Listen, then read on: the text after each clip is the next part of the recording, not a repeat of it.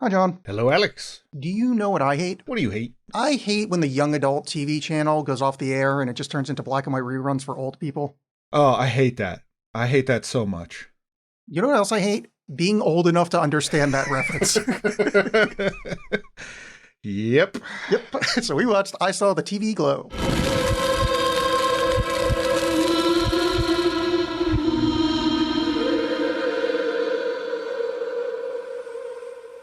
First question for you, John, if that is your real name. Is it just observation bias from our show, or does A24 make every single fucking movie that comes out in the past 6 years? I think it's observation bias, but I mean, it's certainly increased. Like, it's funny that it gets called an independent thing when it's a giant studio. It's every fucking movie. And I don't think I've seen one that I didn't like, that I disliked. Mm-hmm. But it seems like every fucking movie I turn on, it's got A24 in the front. Like, this is weird. Yeah. No, it's a big deal these days. I mean, it's much more quality, but it's like Canon in the 80s, where it's just like, yep, just 90% of these movies just have distributed by Canon. Yeah, it's like Canon, but instead of boobs and guns, it's a trans allegory. Yeah. The trans allegory of it all, I didn't catch it all until somebody explained it to me. Who's the trans in this? Is it Owen? It is Owen. I don't get it. Because I read that because this is early in the movie, so we can talk about this quickly. Mm-hmm. Or, I mean, early wise. In the high school that they go to, by the way, that high school is very near to where I grew up. That's Verona, New Jersey. Oh, really? Yeah, or at least the exteriors or something. Because I'm like, man, this feels a lot like my high school. And I was like, yeah, because it's like two towns over. They said that the inspirational quotes are related to phrases that you learn when you go on HRT. I guess there's like stock phrases they use to like get you through stuff and like blah, blah, blah. And I'm like, oh, I didn't pick up on this. And I missed it. I mean, I guess I get it from the Owen perspective now that I've thought about it. But who is Maddie in all this? Are they also a trans allegory? Well, I think it's a trans allegory in the case of. I mean, there's more to it than this, but there's a certain sense of like, you are not who you're supposed to be. Yeah. That's a universal enough feeling for people that they can apply it to themselves. But it also, I think, helps to, if you look at it through the lens of this being a trans allegory, it helps perhaps people that are struggling to understand the whole concept come to terms with that. There's a universal emotion that people have. Because I think there's the creator, Jane Schoenbrun, has come out and said, yeah, it's a trans allegory. But I think there are people that have done multiple, different readings about it. But I do think that it's not just, it doesn't rest solely on that, I guess. 100%. Yeah. I saw it referenced enough times. And I'm like, all right, obviously I didn't get it. Because here's my problem that I missed it is, and this is very much, I'm informing things on, my life experience, is I read Owen as Ace. Like, I was like, that's what, and I guess I didn't like, then I started reading articles. I'm like, okay, I now not obvious, but I get it. But like that fits so well that I don't think I questioned it for the rest of the movie. So when I read the trans stuff, I'm like, is it Maddie? Because she changes her name, and also Maddie is the name of the trans character from Celeste, and I'm like, oh, that's got to be her then, because I'm an idiot and only know video games. No, that's fine. Like there's still, I mean, it's not like there's, I think like a 1-to-1 necessarily for all of this, but I do think it also just does a great job of the in terms like being obsessed with a television show and like how you form identities and things of that nature, which I will say, like, one of the biggest sells for me in this movie, and there's a lot more to love about it than just this, is how they nailed that Snick look.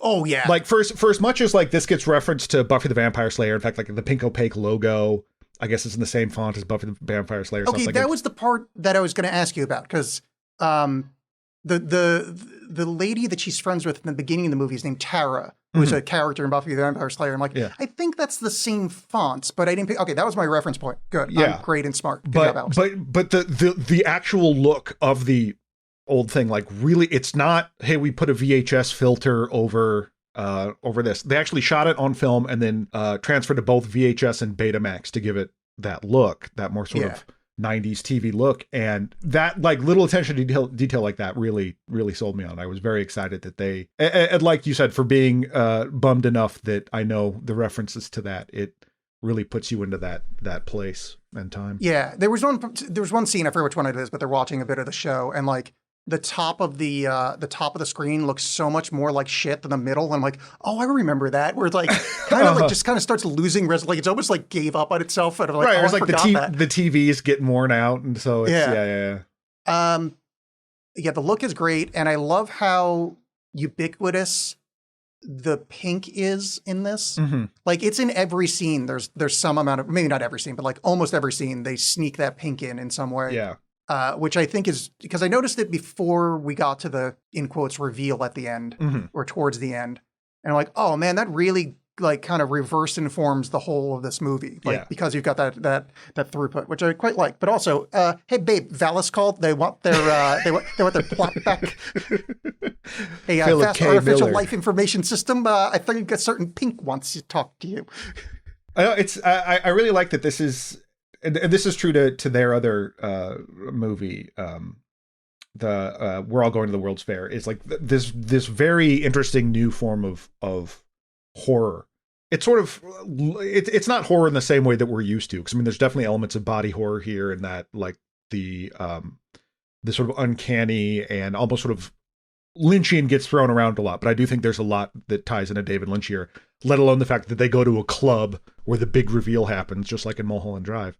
I do like, having watched a whole bunch of horror movies lately, I feel like so many newer horror movies are just these empty aesthetic exercises. Schoenbrun can have these amazing looking shots or like these moments and spend a lot of time on them or whatever, but I think they're so much better at tying them into a whole mood and feel of the piece than just, hey, look at this shot. Isn't this cool? This is very correct. I was worried that this was just going to be, this is a neat looking thing. Mm-hmm. But then like, it's like 10 minutes in, I'm like, no, this is going to be awesome. Back to the kind of 96 of it all during that section. Mm-hmm. One, felt old, but two, my heart sank for a moment of, oh my God, do I miss having a crush on a goth girl in 1996?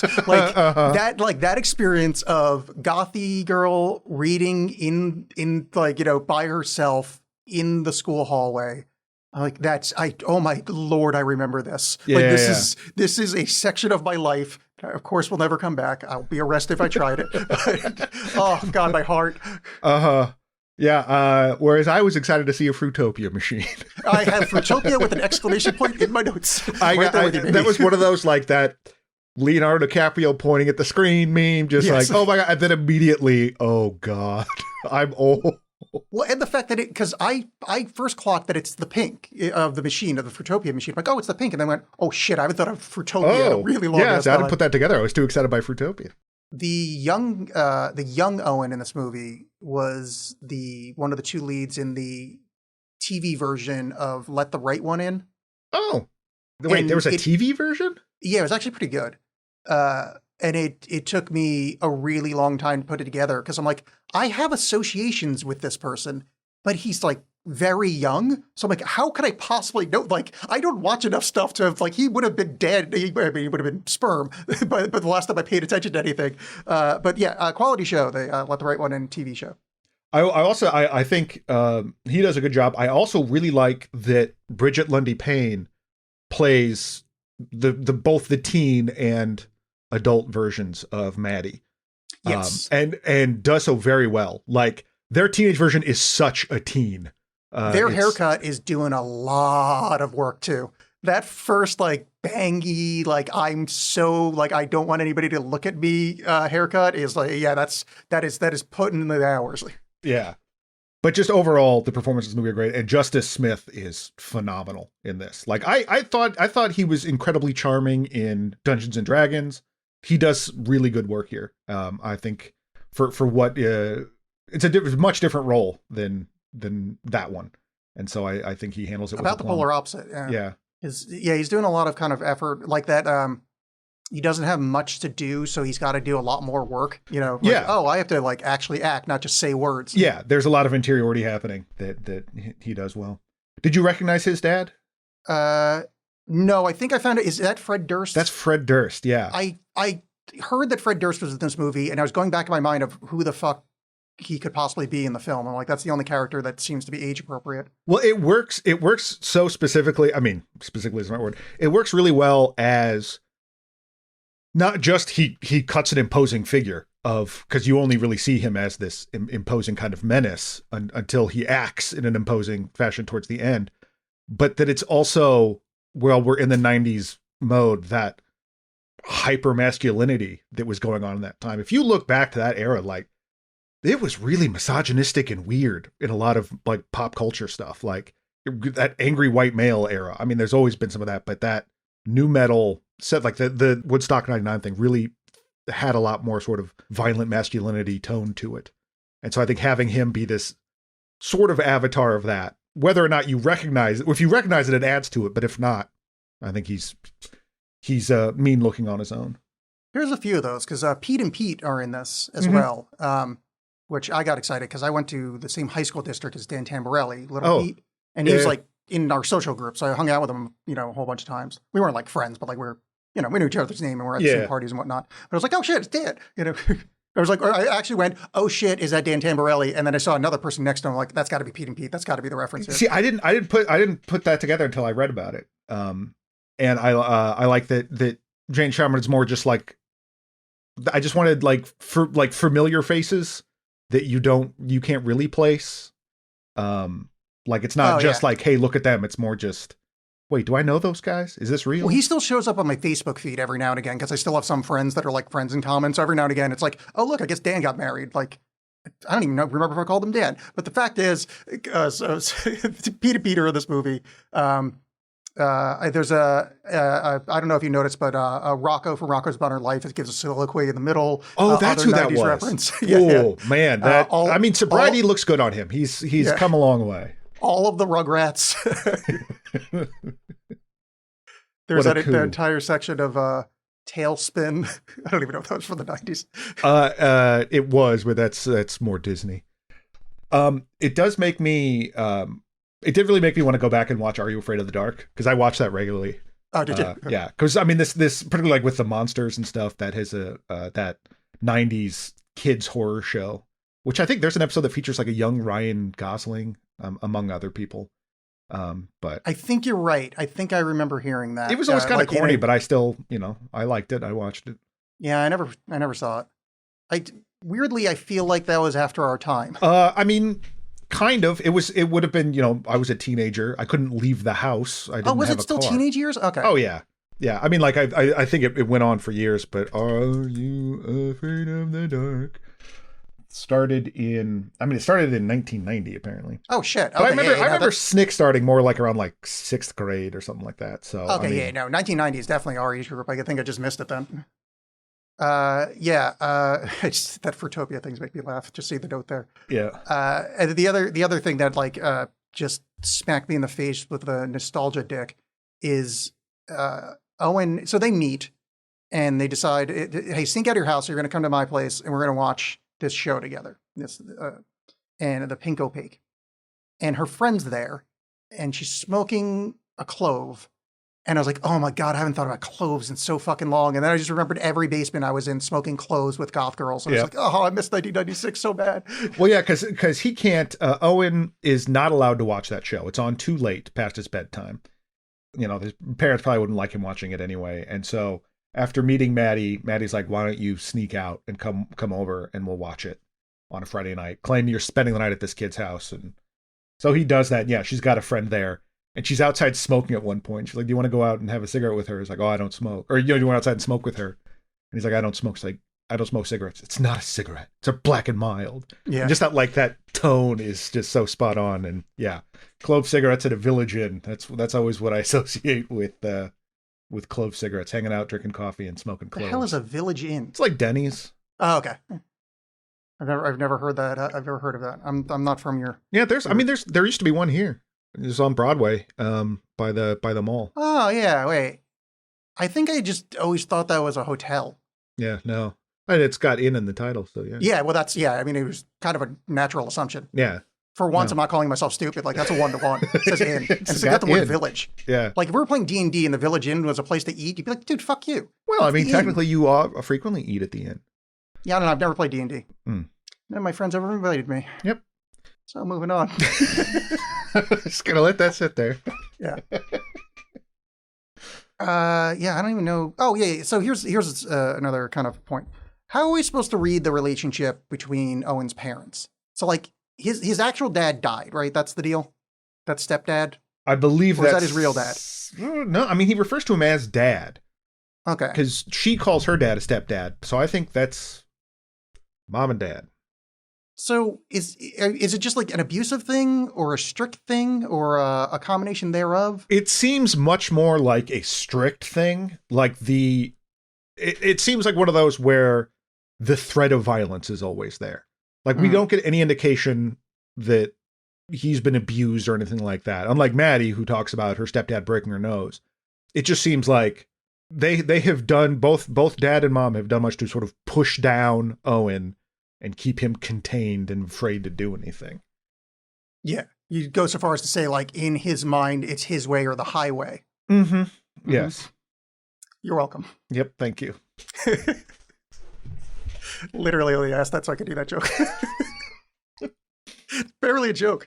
Yeah, so in an adorable little twist of fate, which I made my heart feel good, she decides to start leaving him tapes of the show, so they have something to bond over, which was great. Yeah, it also just, I mean, talk about nostalgia stuff. Like when I first moved out to Portland and like didn't have HBO, my sister would record all the episodes of The Sopranos for me, and then when the tape got full, she would send it to me.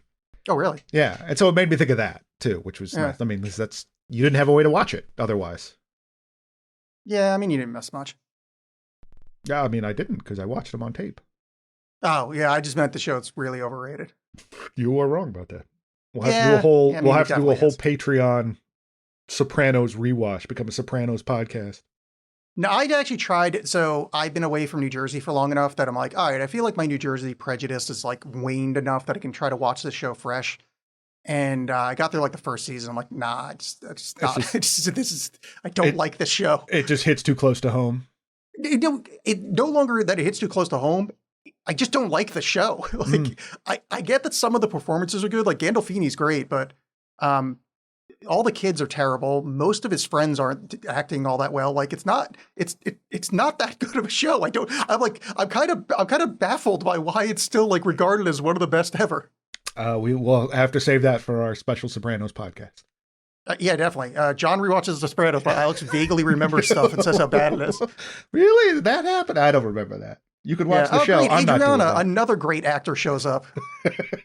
Wow, Christopher talks to Adriana, two titans of the. Oh, I will not. Art. I will not. No, Michael Imperioli's great. I'm not brooking any nonsense about that. Yeah. Anyway, yeah. So we fast forward 2 years here, and she starts leaving him tapes, which is a weird jump. And I guess it kind of later in the movie, there's like this thing of like how time is moving interestingly, but from a friendship level, it's slightly confusing. I mean, not confused, like not in like a bad way, but it's like the sense of discontinuity in time. It's set up early in the film. Yeah, well, it's also I think it does that, but it's also that their relationship is strange. That these are two weirdos in a sense because, like, well, we hung out and watched this show and we both seem to really like it. Let's never speak of it again or each other. I think, some of that makes it seem like it's social circles thing. Like I can't be seen hanging out with a 7th grader. I'm a 9th grader now. But yeah, I mean, that actually is somewhat weird. Yeah. Because that straddles the high school, middle school line, which I feel like that's kind of an unbreakable line. Yeah. I mean, you're a teen now. Those are babies. Yeah. And we find out that Maddie and Tara are no longer friends. I haven't been friends for a year because Tara told the whole school that she tried to touch her tit. And now she joined the cheer squad. Which that line was so fucking funny. Like that trauma / info dump, like out of, hey, how's it going? Oh, you still hanging out with? No, it's such a high school response. It's really great. Yeah. That like the personal betrayal that someone is into something else. Yeah. Well, and telling everybody that you try to grab her tit is kind of, that's a bit backstabby. Yeah. Well, I think about some of the insane stuff you heard about, or at least, in my high school, you would hear about other people in high school, like really disgusting rumors. And you just kind of went, oh, I guess that can happen to a person. Okay. Oh, yeah. I tend to be the one people had rumors about. So, I dressed weird and I wasn't cool. Did drugs. So, oh, I see. Yeah. Yeah. He's still watching the tapes. he finally like has lunch with her when she does that trauma dump. She's eating on the bleachers, and he's like, "Hey, let's do the sleepover thing again. Like it's going to be a season finale or season premiere, whatever. I think it's the season finale. That's like let's get together and watch that. Let's do that again. I'm tired of watching the tapes. I want to watch it with you." She's a lot more sort of standoffish about it because she's like, now that you're a little bit more grown up, now that you're Justice Smith, is this some weird, are you coming on to me? What's going on? And I just like that line of like, are you into boys or something? And Owen is like, I think I'm into TV shows. Yeah. But I'm pretty sure you felt seen at that moment. Absolutely. Yeah. Well, I remember when the Ring when I first saw The Ring, and like it opens with this guy, this girlfriend, like her parents are out of town or something. And he's like, yeah, let's watch this video. She's like, yeah, couldn't we fool around? It's like, yeah, no, shut up. Let's watch this video, because he's trying to put the curse on her. Whereas in my head, I'm like, yeah, no, that's right. Look, I rented a Clockwork Orange. Let's watch this. The amount of times I fumbled that ball, I couldn't even begin to tell you. And I don't even want to think about, because it still embarrasses me. Oh, absolutely. So he does. And that's where we really start hearing like how fucked up her home life is. Maddie's like, I'm leaving town, and here's what needs to happen. Like, you need to come with me. Like, let's blow this pop stand. This place sucks. You really get the sense of her home life being terrible. The characters in the Pink Opaque, the TV show they're obsessed with, are two girls that met at summer camp and are connected by a psychic link on the psychic plane or whatever, and they fight monsters. Even though they don't live, they live on opposite sides of the county, I think is what they said. They have on the back of their neck a pink ghost drawn on there, and Maddie draws one onto Owen's neck, and they make a deal that they're going to leave, and Owen immediately backs out. The next day, like, freaks out, runs to the home of the kid he said he's been staying the night at the house at, and is like, you got to tell my mom I've been lying, I can't leave. And I like that way, again, like with Justice Smith, the way that he comes forward about lying, that it's like, I can't even put into words exactly why I'm afraid of this, but I need to get in trouble, and so I can't just tell my parents about it. I need to tell you to tell my parents. He needs that step. Well, because it's already established, because when he's a kid and his mom's like, why don't you ask your dad? And he's like, could you ask him for me? That he's kind of a coward. The that part was not confusing, but I think was somewhat loaded, because there is like an eroticism when she's, she rubs the back of his neck and like, paints on him. And, obviously that doesn't lead anywhere like that, but I was not that I think this is the truth, but my reading of him freaking out was more is that he felt something when that happened. Yeah. He cannot fucking confront that at all. Yeah. I mean, I could definitely see the eroticism. For me, I mean, on second viewings, it's definitely like more of an intimacy thing. Like for what's coming later, that he perhaps was confronted with this thing, and yeah, just could not handle it, which is a theme throughout it. Yeah. After that, Maddie disappears shortly after that. So his mom dies, and then he says 2 weeks later, Maddie disappears, which is an interesting way to present that information. Oh yeah, that is interesting. I didn't put that together. Yeah, I mean, not to say that like means anything. It just seems to be like because he's so like unaffected or lack of affectation. I don't think it really reads that harshly, but it's like, yeah, he just lost what ostensibly is his best friend and his mom within a fortnight. Yeah. Well, it's also interesting, like the two feminine influences on his life at that point, because like we don't see him interact with anybody else really. Oh, by the way, right before his mom dies, they go to the fair together, and there was a really gross scene where he just spits on his cotton candy and watches it melt. Ugh, the fuck you doing, bro? Yeah, that was pretty gnarly. But time passes, so they think something happened to her, because there's like a police search at the house, like police tape going up, and all they found her burning TV in the backyard. Yeah. And so then, his mom dies. He still lives at home with his dad. It fast forwards like 8 years. He's now working at a movie theater with Connor O'Malley, which I was not expecting that to show up. I don't know who that is. He's a comedian writer. He used to write for Seth Meyers, Late Hour Seth Meyers. Other stuff. Very, very funny guy. Very like big internet comedian, I guess is the way I'll say that. He makes a lot of like short films on the internet that are very strange and weird. He's a stand-up solutions, all about AI. Is actually very, very funny. It's kind of a performance piece thing. So it's kind of fitting that he's in this as well. But he plays his boss, Owen's boss, who's kind of a bully and a shithead. That's the one that was getting a BJ? Yeah. Okay, yeah. He works there, and then he's at the grocery store, a very disgusting looking grocery store, by the way. Very unappetizing. But he runs into Maddie, and I love that scene where she's just standing there like holding meat and staring at him. Was she holding meat? I couldn't figure out what the fuck was in her hand. I think that's what that is. It looked like meat. I couldn't figure it out, and I was like, I like this movie too much. I'm not going to stop and try to rewind and figure this. Yeah. But she is all in a leather jacket, has a much different haircut now, and it's like, do you remember me? And they put it together. Oh God, it's Maddie, and they go to this club. Wait. Before we get to the club, because it informs the next scene. On his way home from work, before he stops at the grocery store, there's a downed power line in the middle of the street. Yes.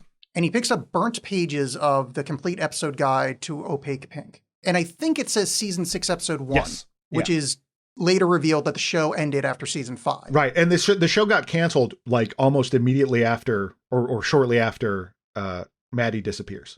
Yeah, because that's a pretty important point, as far as the later kind of understanding of the film, whether this is all in someone's head, if there's a real thing going on, yada yada, which we'll get to. Yeah. And they go to this club, this bar called the Double Lunch, which is a great name. And we get a few different music performances here, which I like the soundtrack for this overall. There is a cover later. I think it happens a little bit later. The Smashing Pumpkins cover? Yeah. I hate it because it's the same song. You did nothing to it. Terrible. And but an interesting sort of Smashing Pumpkins tie in there. In the show, The Pink Opaque, the big bad is named Mr. Melancholy and is the moon. He's a face on the moon, and you can see him. And when you see him in the show, it's like the face on the moon in the Smashing Pumpkins video for Tonight, which is what that song's a cover of, which is in turn a take on the George Méliès Trip to the Moon, Guy in the Moon thing there. But it's creepy as hell in the show, just that weird stuff, because it's so uncanny and unlike everything else in the show. I mean, even when he sees the first episode that Owen sees with the ice cream bad guy, and he's spitting up a bunch of gross stuff, that's still your basic, monster-y kind of thing, where there's something a lot weirder about Mr. Melancholy.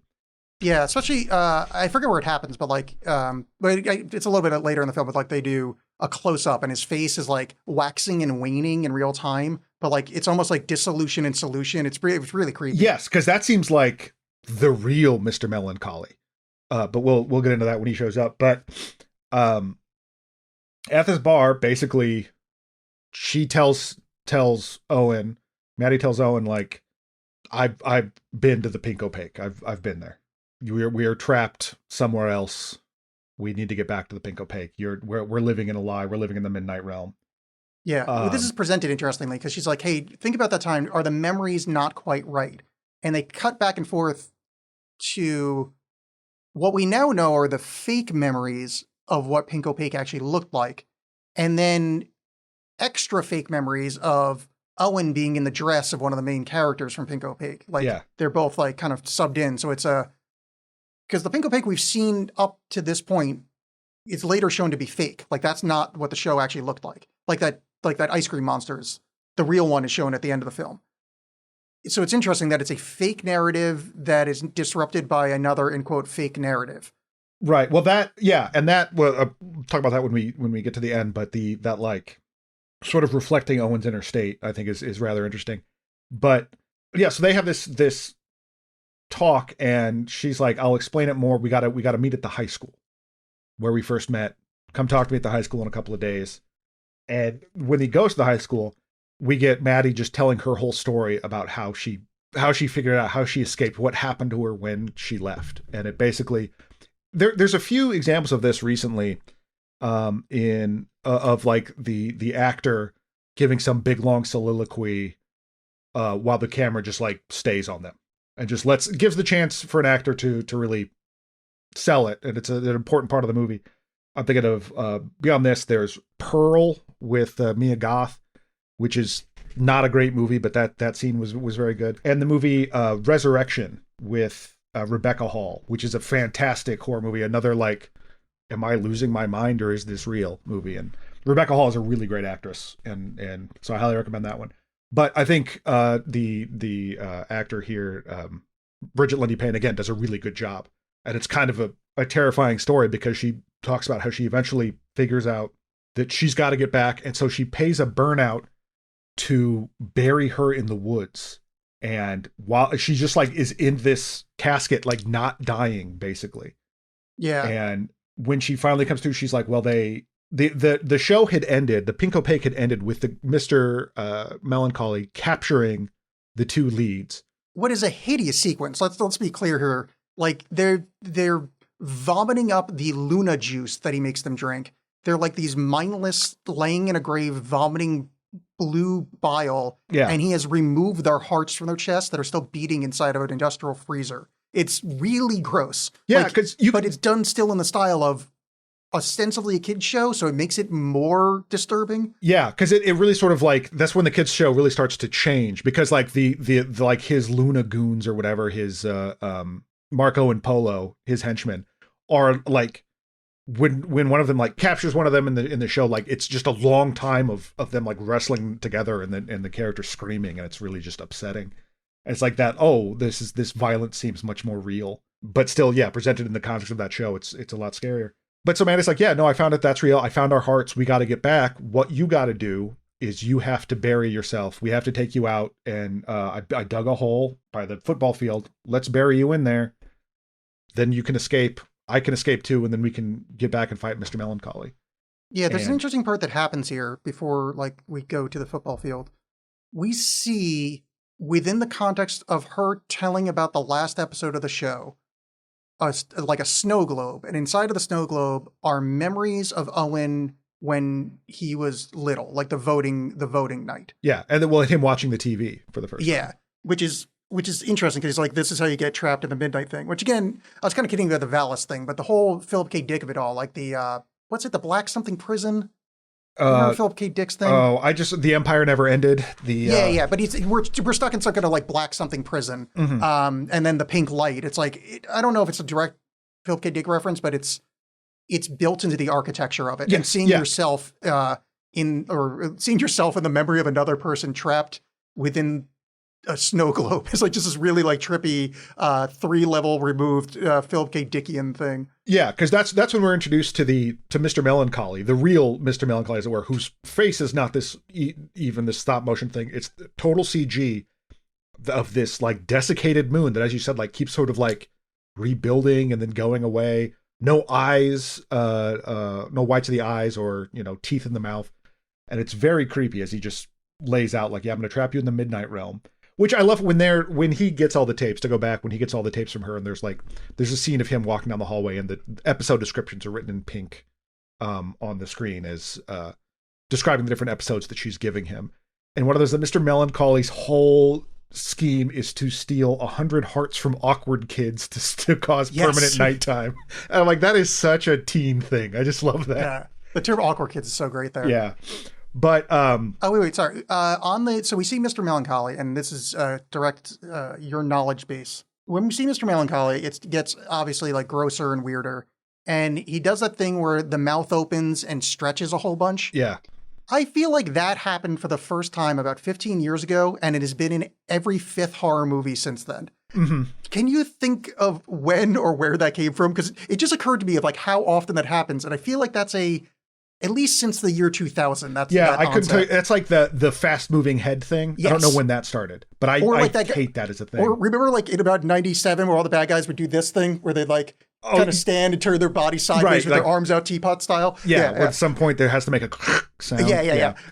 Yeah, don't know when that became a trope. Well, I need to do some research because like as it occurred to me, I'm like, yeah, that's like all over the fucking shop recently. Yeah.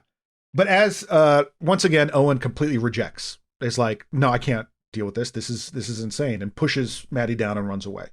Well, he does seem like he's slightly tempted. Yeah. I mean, it's again like he's not sure what's real. This feels kind of correct, but when confronted with actually doing it, bails. She disappears. Does not see her again. At one point, he is watching the movie, the show again in his basement. Yeah, now it's on streaming. No, this is before the streaming thing, because he's still watching the tapes, and it starts to like really become real to him. And like all of a sudden it cuts to Fred Durst hearing a noise, like an alarm going off almost, and going downstairs, and Owen is like going inside the TV and Fred Durst pulls him out. Owen is screaming about how you're not my real dad. This is not my place. And he's got him like in the tub and he's running a whole bunch of hot water. And Owen starts like spitting up a bunch of stuff. Like I'm assuming Luna juice. I don't know. Cause it's like liquid or it's like it's basically like the TV juice is inside of him or something. He starts spitting out and then cut and flash forward. It's now like much later. His dad is dead. He still lives in the house. He now works at the family entertainment center that we saw was coming with the same boss. And he's like, I've become a man now. I put that stuff behind me. I've got to become a productive member of society. I have my family, which I love more than anything. And you never see them. That was such a good choice. Yeah. There's been scenes across this movie where he's narrating to the camera sitting in front of a fire, which we don't really know when that is until now. But every time you see it, you see that the fire is reflected in glass between you and the camera. The fire's flipped upside down. And it's like, at first you think like, oh, this is maybe a low budget movie, but no, it's showing that he's inside of a TV and we're watching from the other side. Or there's a glass pane between the thing. And this scene when I saw it, I'm like, oh, that's why it looks like that. Because I didn't know how big the budget was. I just thought it was a fucked up filming thing earlier. But I was like, oh, shit. And then it just goes to, because then when he sees the streaming thing, it's immediately after that. And you're like, oh, he's fully in the black prison or whatever. Yeah, because when he sees the I Saw TV Glow again, he's like, oh, this is just shit. This is nothing like I remember. It's not even that it's like close to being scary. It's like what I thought was this horrible ice cream man trying to attack people ends up being this fake ice cream head with a smiley face pasted onto it, going like, oh, I should sell soup in the winter instead of ice cream. Then people will be my friends. It's like the dumb kind of ideas that little kids shows present. Yes. Because he's so far removed from that now. Then as he's now much older, working at the Family Fun Center, and then he completely has a breakdown during a birthday party. Part of what we skipped over this is the part of the thing is that he has his character is buried alive. This time is now flowing strangely for him in the midnight realm. As Owen, I guess it's supposed to be. The time is going strangely, and you are slowly suffocating. And the movie's established early on that he's got an inhaler, but he continually has breathing problems. As it continues on, they get worse and worse. And finally, is at the Family Fun Center during a birthday party, he completely has a breakdown. And in fact, because one of my favorite shots of this is where it's the kid it looks like he's laying down in a glass case. He's got a crown on, and then it starts to slowly rotate as he's in one of those money tubes where you're in the glass case and it spits up money and paper you have to kind of grab. And the top of the screen says "You are dying." Yes, an LED above it. And this he has we can't stress enough how it's the time jumps, how shit Owen looks. Oh yeah. And because the thing is because time is weird. If you do the math, he's mid 40s, not even he's young basically. And he looks garbage. He's got his lips are chapped and he's having trouble breathing. Yeah. And it's just the idea is, again, that goes to the whole point of the piece is whose perspective we're watching this from, and is the narrative true? Is this the Midnight Realm, or is this internal suffering because he never came to grips with his transness, as we were discussing before? What are we watching here? Because the breakdown happens, he just starts screaming in the middle of that shitty kid's birthday party that he is dying, and everyone freezes and head down, no one's paying attention to him. But so it becomes this well, what are we watching? Or did that just happen, or is this in his brain? Is it in his brain and it happened? Because all the games in that place are also Mr. Melancholy themed now. Mm-hmm. Yeah. And then after that happens, it cuts to, after a big breakdown, it cuts to his boss outside of the bathroom being you okay in there? And he's like, yeah, I'm fine.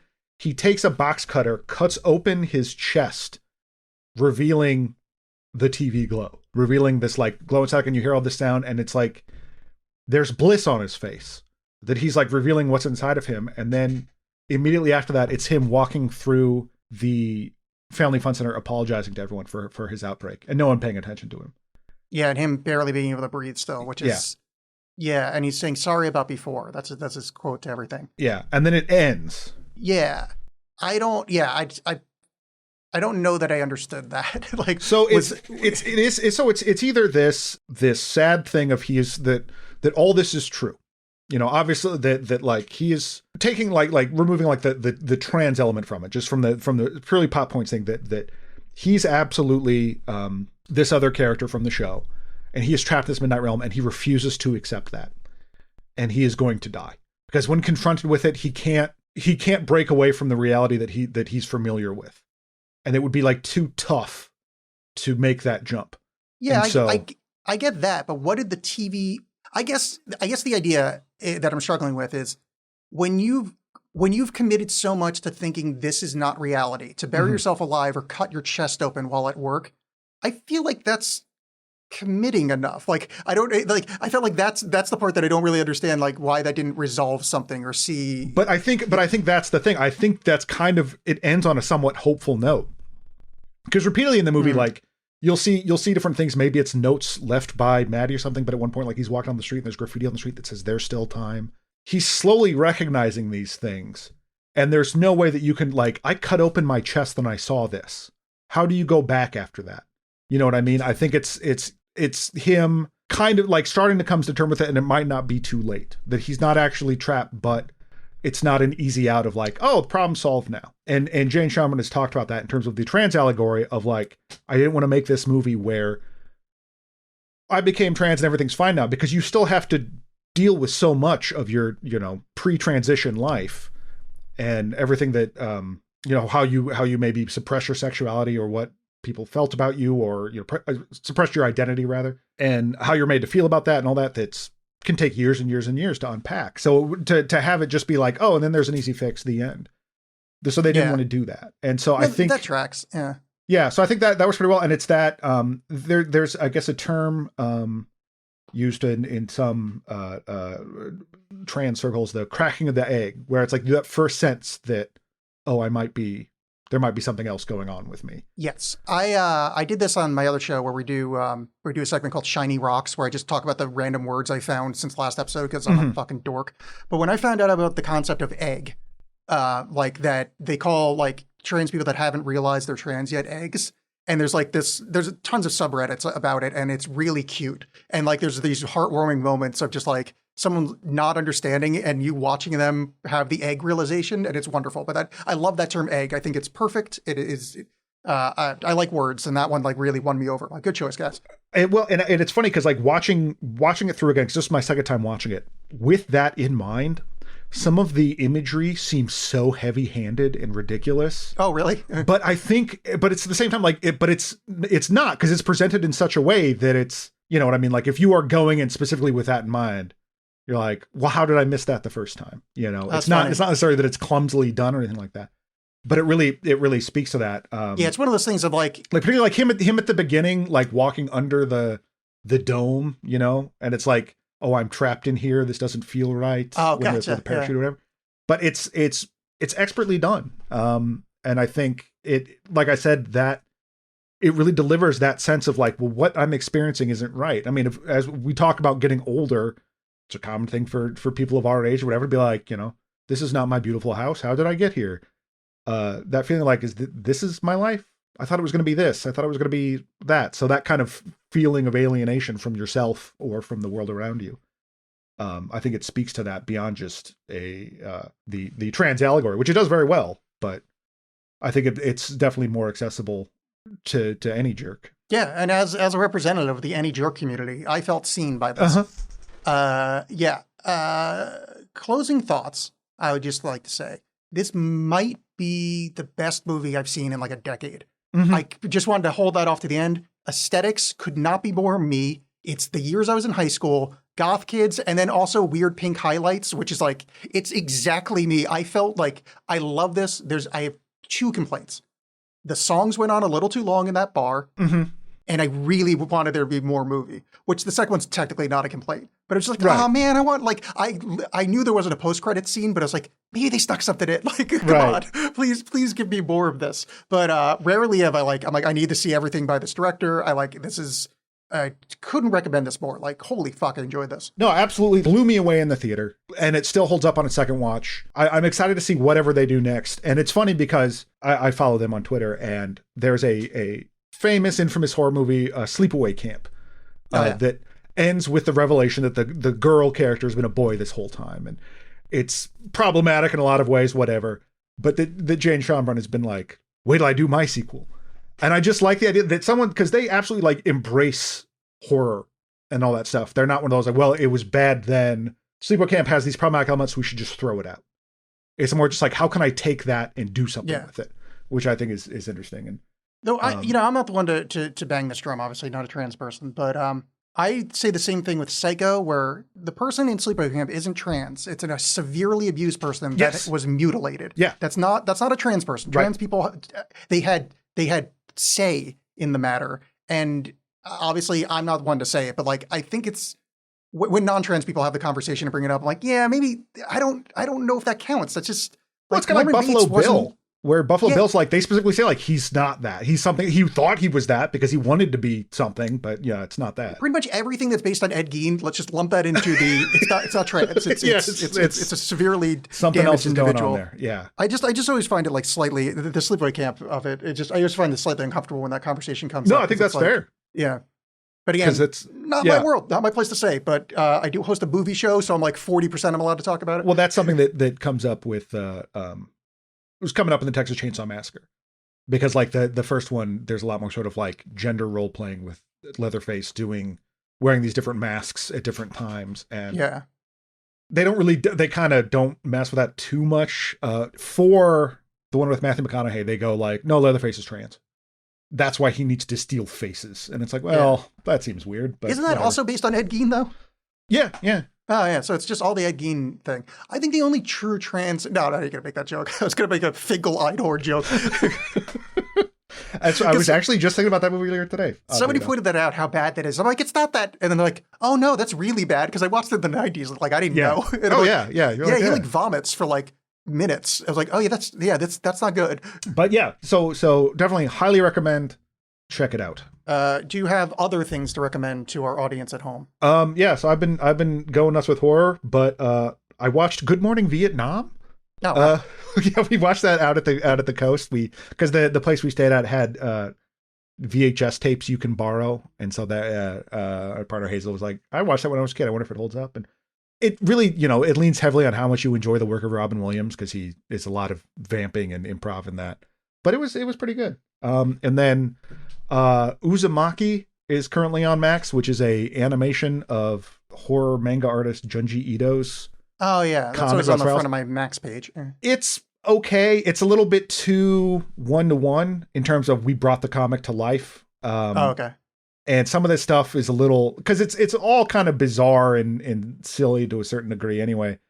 But like some of the stuff is like, yeah, that works better on the page than in motion. But do they do the famous rock one? The famous rock one. Yeah, the fault in whatever with the shape. That's my shape. Yeah, no, that's a different story. That's a short story. Okay. The Amigara fault. Oh, this is all. I thought. Okay, Uzumaki. I thought it was a creep show thing, like where it's little kind vignettes. Of is. Yeah. There's lots of like little vignettes. They all kind of like tie together to this overall thing that's happening. I thought it was like literally they just took, this is a manga. We made, that's the first 15 minutes. Another manga. Okay. Oh, and then as far as like new horror stuff, highly recommend In a Violent Nature. While we're talking about art house horror, because it is a weird sort of distillation of the slasher genre. It's the slasher from the killer's point of view, but it's very sort of like minimalist, and it's less gimmicky than just what I'm putting forth. Okay. I mean, the kills are gory. There's a particularly horrible kill that happens to someone doing yoga, but it was not what I expected, and so I was very pleasantly surprised. That is good. I have two recommendations. Of course, not movies, because why would I watch movies? I have watched a few movies lately, but none of them really wowed me over. So the Batman show, the new The Penguin, which has nothing to do with Batman, is really, really good. I know. Like, I need to watch it. It's really good. Like, it's super worth watching. It doesn't need, like, if you didn't know this was the Batman universe, you wouldn't know. Like, it's just Colin Farrell acting his ass off. Everybody's great at acting. It's super, super good. My other recommendation, that I tried to watch it once and I bounced off of it because I didn't really understand what was going on in the character sense, but I finally got into Succession. And now I'm like obsessed with it. Okay. Because the characters are pieces of shit. And I don't think I've watched a show with such like despicable characters before, that I didn't quite understand that aspect of it. But after a while, you kind of start like rooting for them a little bit, even though they're garbage fires. And Brian Cox is the patriarch of this family. And Brian Cox is like low key one of the best actors ever. He's so fucking good in it. Yeah, I couldn't recommend it enough. It's just, if you're not vibing with it, give it a few episodes because it's not even like it gets better. It's your brain changes and you're like, oh, I get what's happening now. Yeah, super good. All right, so we're gonna keep Spooky Month going with another more recent entry, Oddity from 2024, an Irish horror movie about a blind medium solving a murder mystery using some occult powers and such. It honestly, there's a part, and we'll get into it because I've only seen I've watched a little bit of this already, but I'm excited to finish watching it. That was like, oh, this is like, what if that bullshit from The Conjuring was real? Yeah, so we'll talk about that more because neither of us really like that movie, but hopefully we'll like this one. But you can find that's currently on Shudder. I imagine you can rent it other places as well. Now, I'm not to spoil it or whatever, but do we find out if there's life on Mars? I didn't get that. Okay, yeah, I'm excited for it. All the spiders, ooh, spooky. All right, we'll see you in 2 weeks. Goodbye. Goodbye.